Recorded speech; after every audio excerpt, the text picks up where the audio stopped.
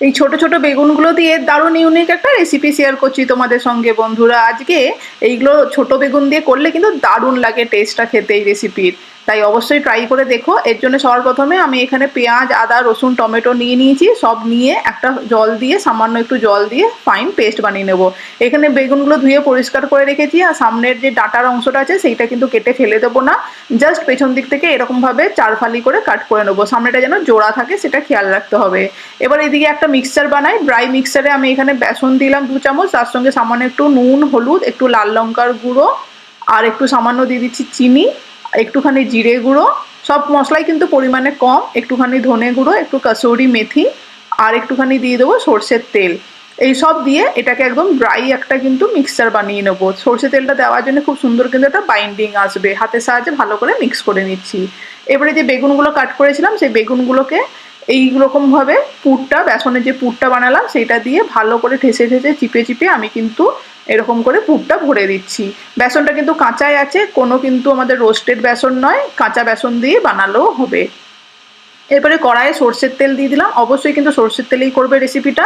তেলটা গরম হতে যে বেগুনগুলো বানিয়ে রাখলাম সেই বেগুনগুলোকে দিয়ে দিচ্ছি। 2 থেকে 3 মিনিটের জন্য একটু মিডিয়াম ফ্লেমে বেগুনগুলো লালচে করে ভেজে তুলে রাখবো। আর তেলটা কিন্তু একটু কালো হয়ে এসছে, কারণ ওটা বেসনটা বেরিয়ে গেছিলো একটু সামান্য।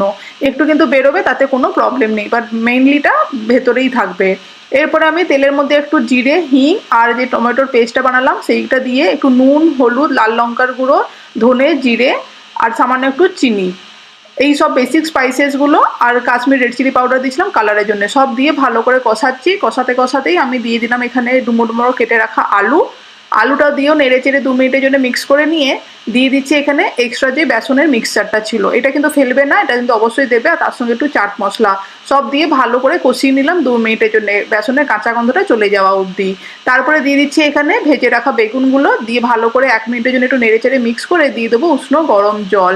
গরম জল দিয়ে ভালো করে নেড়ে চেড়ে মিক্স করে নেবো গ্রেভিটা। তার সঙ্গে ঝালের জন্য কাঁচা লঙ্কা দিয়ে, তোমরা চাইলে এটা কড়াইতেই ভালো করে ফুটিয়ে করতে পারো আর একটু জল দিয়ে, বাট আমি এটা চটজলদি করার জন্য কিন্তু প্রেসার কুকারে ট্রান্সফার করে দিয়েছি। এর মধ্যে কিন্তু এক্সট্রা কোনো জল ব্যবহার করব না। আর এটা কিন্তু গাঢ় হবে। আর তার সঙ্গে একটু ফ্রেশ ধনেপাতা দিয়ে জাস্ট একটা হুইসেল দিয়ে আমি কিন্তু নামিয়ে নিয়েছি। দেখো বেগুন আর আলু কিন্তু গোটা গোটাই রয়েছে, ঘেঁটে যায়নি, বাট পারফেক্ট হয়ে গেছে আমাদের ভরবা বেঙ্গন। এই ভরবা বেঙ্গনটা একবার অবশ্যই ট্রাই করে দেখো, গরম গরম রুটি ভাত সবের সঙ্গে জাস্ট ফাটাফাটি লাগে।